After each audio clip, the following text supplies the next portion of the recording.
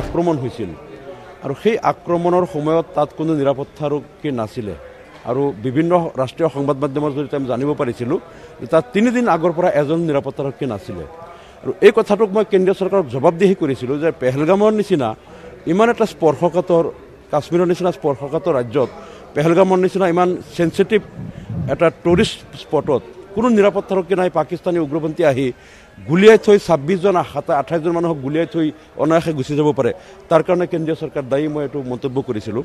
আৰু তাৰ কাৰণে মোৰ ওপৰত গোচৰ ৰুজু কৰা হৈছিল গোচৰ ৰুজু কৰোঁতে মোক যেতিয়া জেৰা কৰিছে মই সেইটো কৈছোঁ যে ইয়াত যদি আমাৰ ভাৰতীয় নাগৰিকৰ জীৱন আৰু সম্পদ নিৰাপত্তা দিয়াত কেন্দ্ৰীয় চৰকাৰ ব্যৰ্থ হ'ল মই বিৰোধী দলৰ বিধায়ক হিচাপে এতিয়া ভাৰতৰ চৰকাৰক সমালোচনা কৰিম নে শ্ৰীলংকাৰ চৰকাৰক নে সাউথ আফ্ৰিকাৰ চৰকাৰক সমালোচনা কৰিম ইয়াৰ কাৰণে দায়ী কোন যিয়ে নহওক মোৰ ওপৰত গোচৰ ৰুজু কৰিলে আৰু মই ভাবোঁ তাত যদি নিৰাপত্তাৰক্ষী থাকিলে হয় তেনেহ'লে ইমান বৃহৎ সংখ্যক লোকক তেওঁলোকে গুলীয়াই মাৰিব নোৱাৰিলে হয় গতিকে এইটো কেন্দ্ৰীয় চৰকাৰৰ গাফিলতি আৰু তেওঁলোকৰ ব্যৰ্থতাৰ কাৰণেই ইমান সংখ্যক লোকক গুলীয়াই হত্যা কৰি উগ্ৰপন্থী অনায়াসে তাৰ পৰা গুচি যাব পাৰিলে আচ্ছা যিয়ে নহওক তাৰ এইটোৰ কাৰণে মোৰ ওপৰত গোচৰ দিয়া হ'ল আৰু গোচৰ দিয়াৰ পিছত মোক নগাঁও নিম্ন আদালতে 15 দিন পিছত মোক জামিন দিলে তেওঁলোকে চালে মোৰ বক্তব্যটো কি বিৰোধী দল হিচাপে মই এইটো কোৱাৰ ৰাইট আছে নে নাই চাই পেলাই মোক জামিন দি দিলে 15 দিনৰ ভিতৰত কিন্তু ৰাজ্য চৰকাৰে যিটো গোচৰত আদালতে জামিন দিছে তাত ৰাজ্য চৰকাৰে হস্তক্ষেপ কৰাৰ কাৰণ বিচাৰ ব্যৱস্থাৰ মালিক হ'ল আদালত কিন্তু চৰকাৰে মোক ওলাই যাব নিদিয়ে তেওঁলোকে সেইদিনাই এটা অৰ্ডাৰ পঠিয়াই দিলে যে মোক নেশ্যনেল ছিকিউৰিটি এক্টৰ অধীনত গ্ৰেপ্তাৰ কৰা হ'ল আৰু 1 বছৰৰ কাৰণে সেইদিনাই 1 বছৰ বুলি কোৱা নাই এইটো পিছত দিছে মোক মানে নগাঁও চেণ্ট্ৰেল জেলত মোক মানে ডিটেইন কৰা হ'ল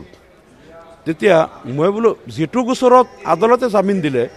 সেই গোচৰত আকৌ চৰকাৰে কেনেকৈ ডিটেইন কৰে কাৰণ আদালতে বাকী যিখিনি আছে বাকীখিনি মোৰ বিচাৰটো আদালতে কৰিব কথাটো মোৰ দুখ মই দোষী হয় নে নহয় কি হয় এইটো আদালতে বিচাৰ কৰিব কিন্তু চৰকাৰে একমাত্ৰ আক্ৰোশমূলকভাৱে সম্পূৰ্ণ ৰাজনৈতিক এটা প্ৰতিহিংসা পূৰণাৰ্থে মোক মানে ডিটেইন কৰি দিলে আৰু ইয়াৰ কাৰণটো হ'ল মই প্ৰায়ে বিধানসভাত সৰব হৈ থাকোঁ ৰাজ্য চৰকাৰে যিবিলাক বাজেটত যিবিলাক হিতাধিকাৰী সৃষ্টি কৰা নিৰ্বাচনমুখী বাজেট দিয়ে অসমৰ আন্তঃগাঁথনি উন্নয়নৰ কোনো কথা নাই নিবনুৱা সমস্যা সমাধানৰ কোনো স্বপ্ন নাই উদ্যোগবিলাক পুনৰুজ্জীৱিত কৰাৰ কোনো কথা নাই শিক্ষা স্বাস্থ্য সংস্থাপনৰ ভয়াৱহ ভয়ানক অৱস্থা মই এইবিলাক কথা বিধানসভাত যেতিয়া মই উনুকিয়াই দিওঁ তেতিয়া ৰাজ্য চৰকাৰে যিবিলাক প্ৰতাৰণা কৰে ৰাইজক তেওঁলোকে ফটা ঢোল বজায় সেই ঢোলটো ভাঙি যায় কথাবিলাক ৰাইজে গম পাই যায় যে ৰাজ্য চৰকাৰে মুখেৰে কৈ আছে কি আৰু অসমক আজি 1.5 লাখ কোটি টকাৰ ধাৰত পুত গৈ আছে আজি অসমত যিটো শিশু জন্ম হ'ব এইটো 45,000 টকা ধাৰৰ বোজা মূৰত লৈ জন্ম হ'ব লাগিব এই যে অসমখন ৰখাতলৈ লৈ গ'ল এই কথাবিলাক মই সদনত যে কৈ থাকোঁ এইটো এটা চান্স লৈ পেলাই ৰাজ্য চৰকাৰে মোৰ ওপৰত প্ৰতিশোধ ল'লে তেওঁলোকে আৰু এই ইমান দিন মই জেলত থাকিলোঁ যিয়ে নহওক আৰু মুখ্যমন্ত্ৰী এইটো প্ৰমাণ কৰিব বিচাৰিছে যে অসমত মই মুখ্যমন্ত্ৰী নহয় মই ৰজা মই অসমৰ ডন মই যি ইচ্ছা তাকেই কৰিব পাৰোঁ এজন বিধায়কক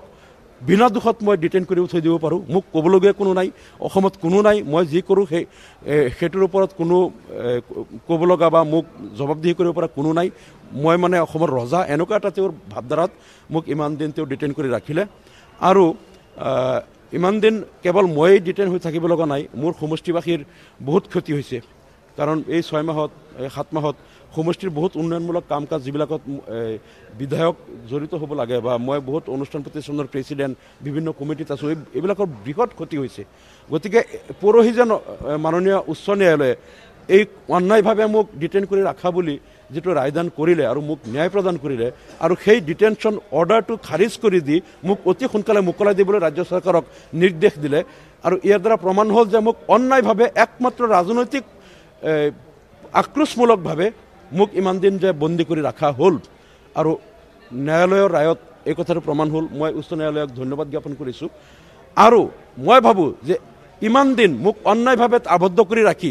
মোৰ লগতে মোৰ সমষ্টিবাসীৰ যিটো ক্ষতি কৰা হ'ল আজি মুখ্যমন্ত্ৰীয়ে সেই ভুল বুজি পাই ধিং সমষ্টিবাসীৰ ওচৰত ক্ষমা খোজাটো উচিত ক্ষমা খুজিবলৈ মই দাবী জনাইছোঁ